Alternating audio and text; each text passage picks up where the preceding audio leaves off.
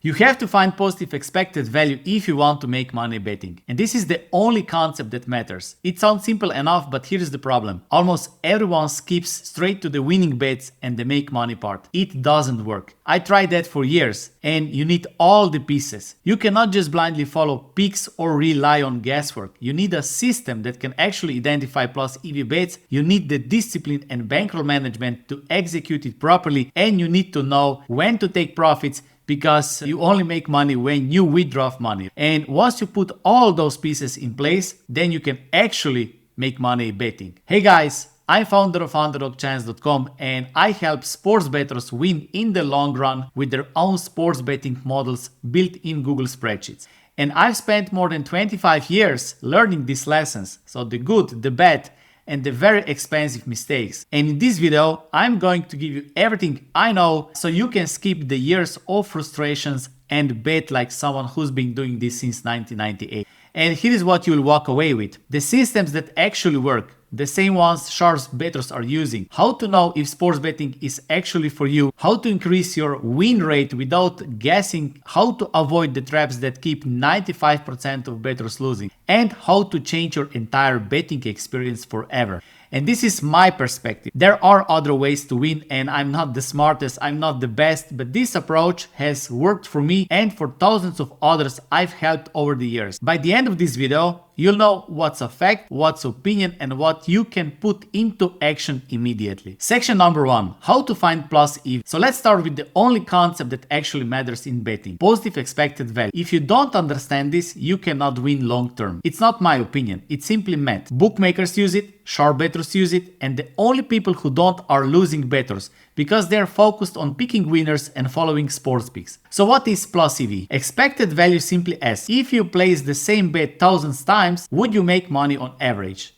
Take a coin flip. The true odds are 50-50, right? If someone offers you 2.1 or plus 110 in American odds for heads instead of the fair plus 100 or 2.0, that's plus EV bet. If you repeated that same bet over and over, you would profit. But if you take 1.90 or minus 110 for heads, that's minus EV. Bleed money in the long run, no matter how many flips you play. And here's the key. Even if you always bet plus EV, you can lose 10 flips in a row. That's normal. Sharps don't panic about the next flip because they know the math is on their side. Losing streaks don't mean you're wrong, they are just part of the process. And that's all betting is. Odds are simply prices. Like in any business, if you constantly pay bad prices, you go broke. If you consistently buy at good prices, you profit. So successful betting isn't about predicting tonight's winner, it's about making plus EV decisions again and again, over months and years. And that's how you actually win. So the next question is, how do you actually find these bets? You must have a well-defined system. Without a system, you're just guessing. And guessing is gambling, not betting. Every successful bettor falls into one of two main approaches, top-down or bottom-up. Top-down bettors don't try to predict games themselves, they watch the market. They look at how the sharpest sportsbooks move their lines, where the steam is, and they compare prices across different bookies. If one bookmaker is late to adjust, they jump on it. The edge comes from being quicker than the slower books. Bottom-up bettors, on the other side, they build their own numbers. They use sports betting models, data, and probabilities to calculate what the odds should be. They look for places where the bookmakers' odds are off from their own numbers. And the edge comes from believing your numbers are sharper than the book's numbers, or if we are more precise, from the market's numbers. Both methods can work. Some bettors focus on arbitrage, covering all outcomes using price differences between bookmakers. Some do line shopping, always grabbing the best available price. And others, like me, build sports betting models to project games and identify value, because I like to control my own number. I'm not saying my way is better or worse. Each approach has its pros and cons. Top-down betting is great for building your first bankroll. It's faster to start and easier to execute, but you'll always depend on sharper books showing you the way. And you'll be placing bets at softer bookmakers who will eventually limit you, and you're out of the game. With odds screen services, sportsbooks now see exactly where the sharp money is going. That means they ban or limit you much faster. And here's the biggest problem. If you're just following sharps, you're not a sharp at the end of the day, right? At some point, if you want to bet bigger amounts or take betting seriously, you either stop or you move to building your own betting models. At least this is my perspective. And bottom up, on the other hand, gives you independence and scalability. But it requires, of course, more knowledge, more discipline, and more work. At the start, it feels harder. You need to enjoy the process or you want less. But if you can do it, you can dance with sportsbooks for years, take consistent profits, and actually make serious money. Personally, I started with top-down betting, even though I didn't know that's what it was called. And I was simply comparing lines at my local bookie with online books. I got banned, and later even my local bookmaker got smarter and faster. And today, if you want to use top-down betting, you will need odds screen services, and there are many good odds screen services. But with technology moving so fast, lines now adjust in seconds. It's harder than ever. And at that point, I had only two choices: stop betting or build my own sports betting models. I chose models and everything changed. I finally understood that betting wasn't about knowing sports better than anyone else. It was about numbers, prices, and disciplined execution. So let's break down each method step by step so you can decide which is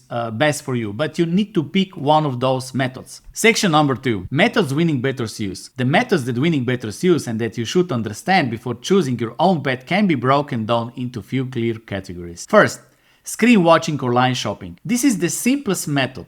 Monitoring odds across multiple sportsbooks and always taking the best available price. It sounds small, but over hundreds of bets, those little differences add up. For example, betting minus 105 instead of plus 100 will bleed your bankroll, but getting plus 105 instead of plus 100 will grow it. Second, steam chasing. Here you are following sharp line moves, what's called steam. When the sharpest sportsbooks adjust their odds, you quickly bet at slower books before they catch up. The edge comes from being faster than the market. Third, reverse line movement. Sometimes the majority of bets are on one side, but the line moves in the opposite direction. That usually signals sharp money is going the other way. And reverse line movement means betting with the sharps, not with the crowd. Fourth, market mirroring. This means using sharp books like Pinnacle or Circa as benchmarks. For example, if Pinnacle is minus 120 and another book is still at minus 110, that's potential value. So you're basically using the sharpest markets as your compass. Fifth, arbitrage betting. This is the pure math approach. If one book has team A at plus 105 and another book has team B at plus 105, you can cover both sides and lock in guaranteed profits. It's risk-free when you find it. Tough rare and books really don't like it. Now here's the thing. All of these methods today require services or tools you pay for. Odds screens, alert systems, monitoring software, arbitrage software,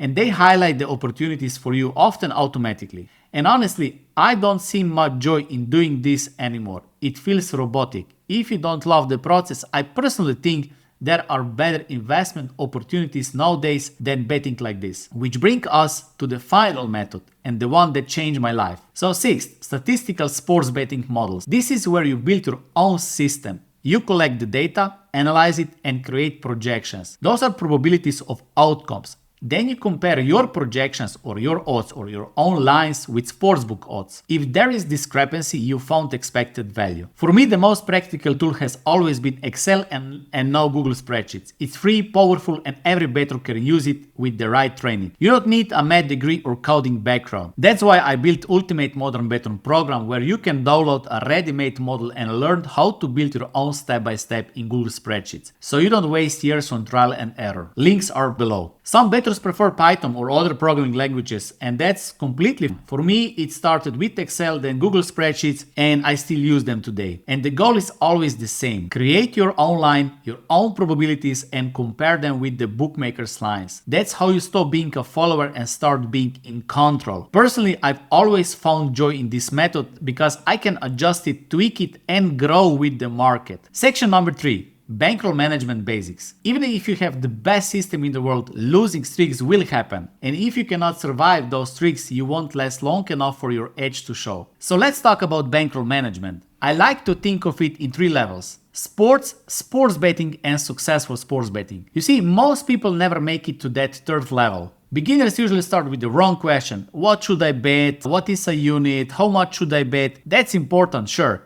but it's not enough. Money management starts with understanding money itself. And here's the truth nobody else will tell you. If you risk money you cannot afford to lose, you don't understand money. And if you don't understand money, how can you expect to make money? It makes no sense. You see, when I started out, I was always broke. Even when I made good bets, one bet losing streak would crush me. I didn't have a strategy, I didn't have a bankroll plan, and I couldn't handle the pressure. That's when I learned a mindset that stuck with me. If you cannot manage $10,000 in your life, you won't manage it in betting either. You cannot make $100K with $10 mindset. That's why sports betting has to be treated like an investment. Your first goal is not to get rich, it's simply to stay in the game long enough for your plus bets to work. Now here is a simple way to start that works for almost everyone. Take your bankroll and divide into 100 units. Each bet is 1 unit or 1% of your bankroll. That gives you room for 100 mistakes. And to succeed in betting, you need a room for mistakes. This is called flat betting, and is the safest way to start. Sure, later you'll hear about the Kelly criterion, which adjusts bet size based on your age. Kelly can grow your bankroll faster, but it also increases risk. That's why most sharps use fraction of a Kelly. Personally, with my sports betting models, I use 10% adjusted Kelly, which tells me exactly what percentage of my bankroll to bet. But no matter which method you use, the real secret is discipline and patience. You see, too many bettors treat betting like a sport. Sports betting is not a sport. Sports betting is a market. They want to bet the NFL, English Premier League, so the sharpest markets in the world, with their $10 bankroll. It doesn't work like that. To build a bankroll, you don't need to fight the biggest markets. You can find the edges in smaller sports and softer markets, for example, Australian basketball, esports, even ski jumping or athletics. And I've built bankrolls on all of those. Money isn't greener in the NFL than it is in Swedish basketball, for example. Of course, eventually you will hit limits. Sportsbooks and even bigger bookmakers won't let you place 5 or 6 figure bets on niche sports. At that point, you slowly move up, just like in poker. But here is what changes. When you move up, the competition gets tougher, the edges shrink, and now you are competing not only against bookmaker, but also against other sharps and other bettors too. That's where concepts like closing line value become critical. So here is my advice. Start small, treat betting as part of a portfolio alongside stocks, bitcoins, or whatever else you invest in. Use betting as a fuel to grow, but always have an exit plan. And here is my pro tip. If you set a plan and you're honest about what you're willing to lose, if you know exactly what to do, even in the worst case scenario, then you won't panic. That frees you to focus only on execution, making plus EV bets and building your own unique sports betting models that will work. For me, it is very simple. I divide my bankroll into 100 parts. I bet 1 to 2 units using adjusted Kelly, and whenever I hit profit goal, I take some of it and move into less risky assets, mostly in bitcoins. That way I can keep playing this game without pressure. Because the real goal of bankroll management isn't just to make winning bets, it's actually grow bankroll you can use for the rest of your life. Section number 4, sportsbooks. Let's talk about sportsbooks, because if you're betting, you're dealing with them every single day. And if you don't understand how they work, you're already at a disadvantage. In a perfect world, betting would just be person to person. For example, you like team A, I like team B, we agree on a price, we make a contract, and when the game ends, the winner gets paid. That's the purest form of betting, no middleman. But in the real world, we need sportsbooks. They take your bet, and the moment they are automatically betting against you. Because remember, every bet is a contract between two sides, between two persons, okay? Or between you and a bookmaker. Now here is the important part. Sportsbooks don't gamble. They don't sit there picking sides like fans or bettors. They make money through the V, the juice, the margin built into every single line. That's their edge. That's their plus EV. And most people think sports books make money because some average Joe loses his paycheck on Sunday football. That's not really it. They don't care about one guy. Their business is to balance action, tweak odds, and take profit from the week on every single bet. Here is an example. If you see odds at minus 110 versus minus 110, that's a standard week. But anything worse than that, let's say minus 115 versus minus 115, means you're paying a bigger tax. Ideally, you want minus 105 versus minus 105. The smaller the week, the better your chances long term. So why do sportsbooks ban or limit players? It is very simple. When they limit you, what they are really saying is, we don't want to bet against you anymore. Some books welcome action even from sharps because they learn from that information. Others avoid risk. They cut winners off fast and only want recreational players. But take Pinnacle, For example, they openly accept sharp bettors. They know that by taking sharp action, they can sharpen their own lines. For them, your bet is valuable information. That's why sharps love Pinnacle or Circa or some others. On the other hand, there are softer books. Those are great for building your bankroll early on, but once you start winning consistently, they will cut you off. You can make money there, even good money, but it won't last forever. And then there are the bad books. Shady ones with crazy promos, insane rollover requirements, or questionable reputation. They might not even pay you when you win. And my advice, reputation matters more than promos. The most important thing is that book pays. If they don't pay, nothing else matters. And there's also the option of betting exchanges.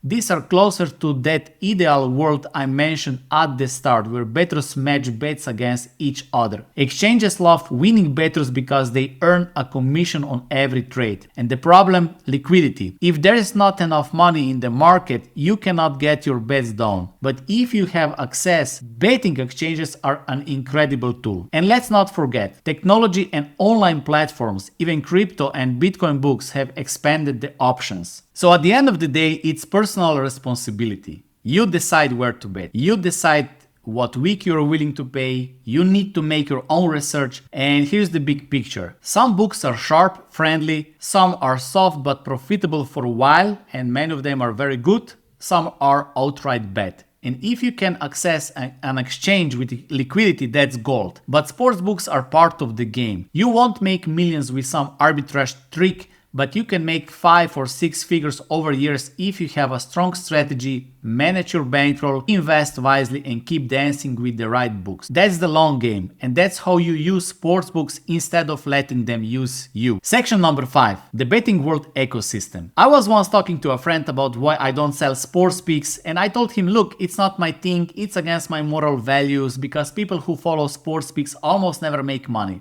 And he looked at me and said, you're in the gambling industry. You have no room for moralizing. And honestly, that was one of the truest things I've ever heard. Because here's the reality. Sports betting is a game where money flows from the unskilled and impatient bettors to everyone else. If you want to win, someone else must lose. Bookmakers, affiliates, podcasters, sharp bettors, all of them make money because casual bettors lose. That's the engine of the entire industry. And if you want to take betting seriously, you need to understand this ecosystem. So there are basically 8 types of people or companies involved in sports betting world. First, the sportsbooks or bookmakers. They are the kings. They take the biggest slice of the pie. They make money not by picking games, but through the VIC, the margin built into every line. And every time they accept your bet, they are effectively betting against you.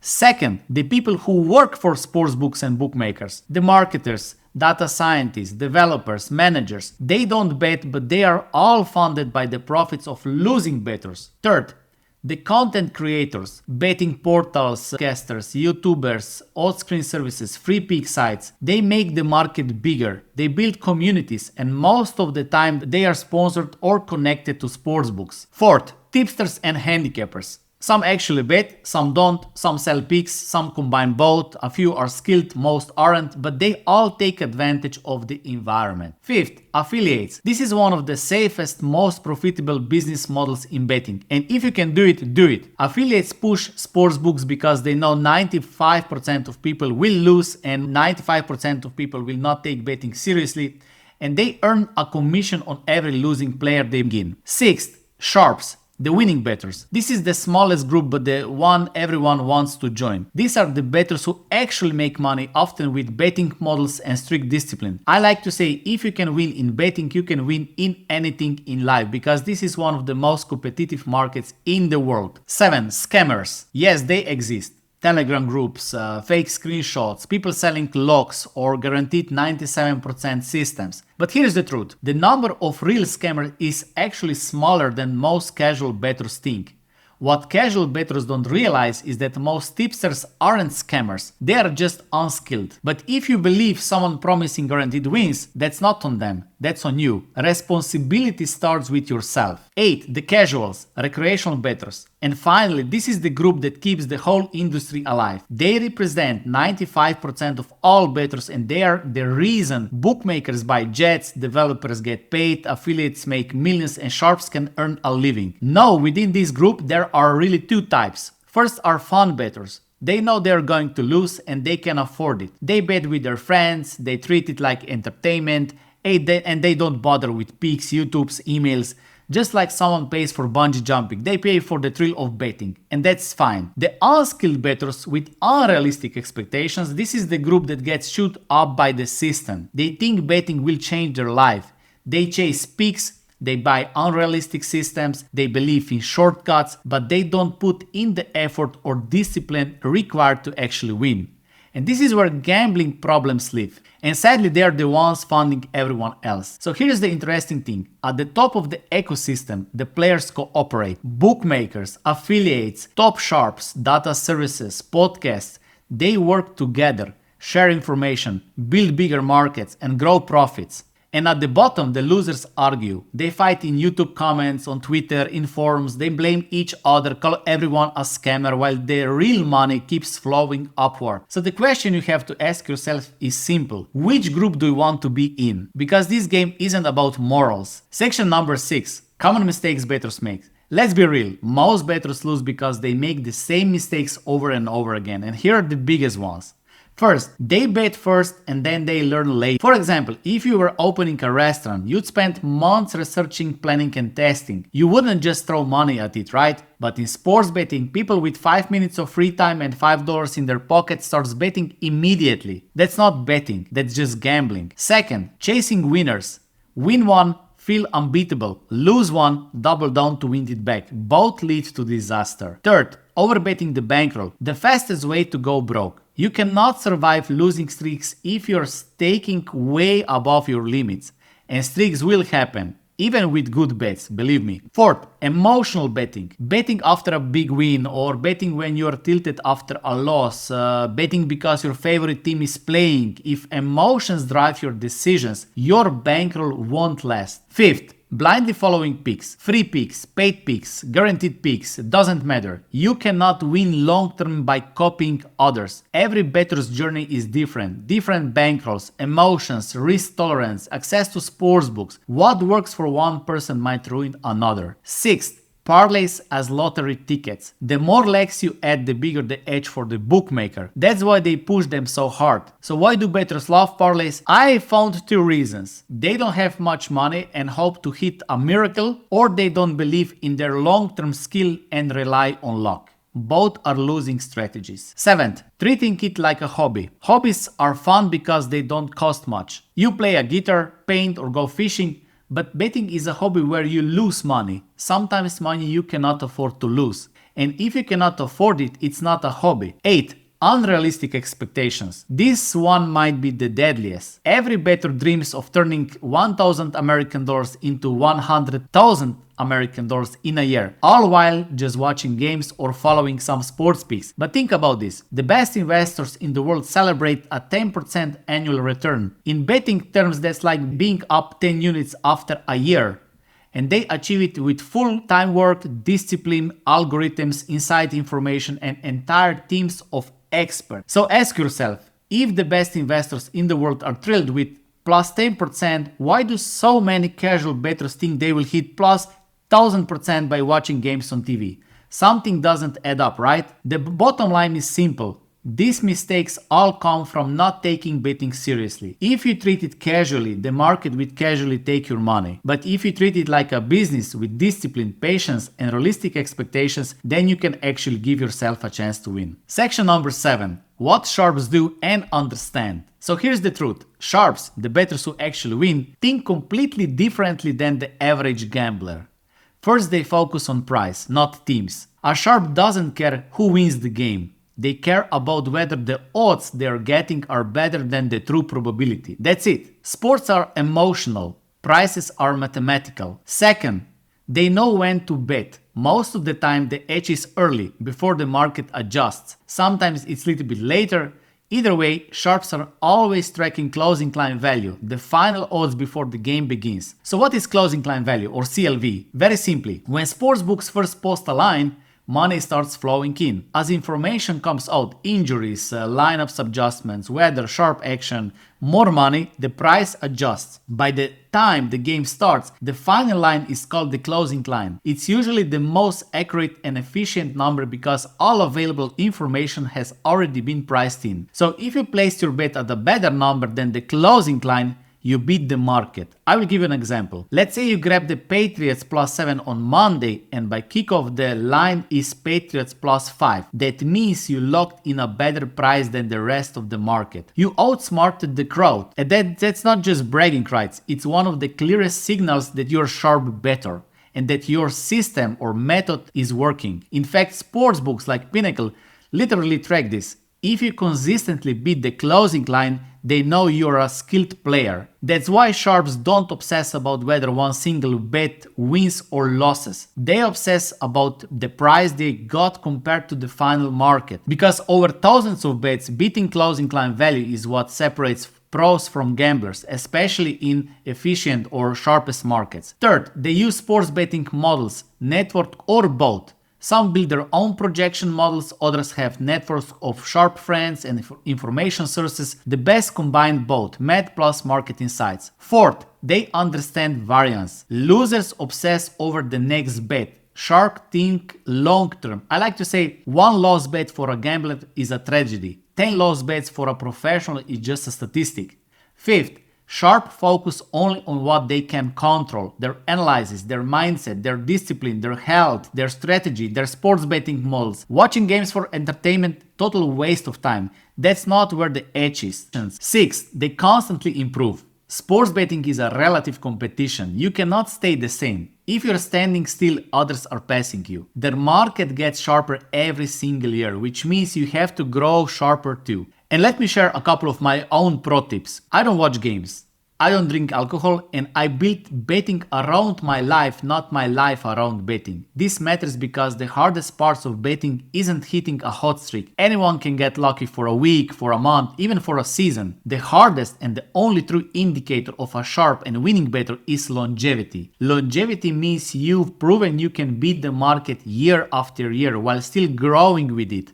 And that's the difference between gamblers and professionals. Section number 8. The future and AI in sports betting. First, the core principle never changes. Plus EV is everything, and this will stay the same. This is simply math. With or without AI, if you want to win, you have to outperform 95% of other bettors. AI is just another tool to help you do that. You can use it to build betting models, analyze data, or even help you place bets faster. But here is the catch. Once everyone starts using AI, the same truth returns. Only 5% will win. The tools doesn't change the math. The skills do. The winners will still be the ones who know what to ask AI, how to tweak their methods, how to build and refine their own betting models and systems. AI won't guarantee you a profit, just another tool you can use. And don't forget, bookmakers are using AI too. The game has never been just you versus the sportsbooks. It's also you versus every other bettor in the market because their actions shape the odds. And as long as unskilled and recreational bettors keep filling the pools with money, the sharp and other winning bettors will always have a chance. And looking ahead, I see the betting world splitting into 3 paths. Big media companies like Action Networks will keep attracting the masses. They will build flashy platforms, beautiful websites, but they will probably lose their edge as they scale to the lowest common denominator. Small, exclusive communities, mostly in Discord probably, maybe a few hundred people working together, will quietly find edges, cooperate, and actually win. And then there is the big shift into marketing too. Podcasts, affiliates, sponsorships, odd screen services. Many old bettors that I respect who cannot beat the market anymore are already moving into that direction. So yes, AI will be part of the future, but the same old rule applies. Tools don't win. People with skills and with those tools, with the discipline and the right mindset do. And in the end, that's never going to change. So that's it. Everything I've learned about betting over the last 25 years condensed into one video. And at the end of the day, betting isn't about teams, luck or hype. It's about numbers, discipline and your time. Most people lose because they treat betting as entertainment. The few who win treat it as a market and business. They learn, they adapt, they manage risk and they play the long game. They invest their time, money and effort into their skills. So here is my challenge to you. Decide which group you want to be in. So if you want to stay casual bettor, that's completely fine. I believe that sports betting can be great entertainment, especially if you make your own bets and you don't need to follow videos, peaks, email. But if you want to take this seriously, then stop chasing shortcuts. Stop looking for miracle systems and start building the skills, betting models and the mindset that actually win. Because in the end, the only real proof of success in this game is longevity. Can you stay in the market, keep growing and keep winning year after year? That's the test.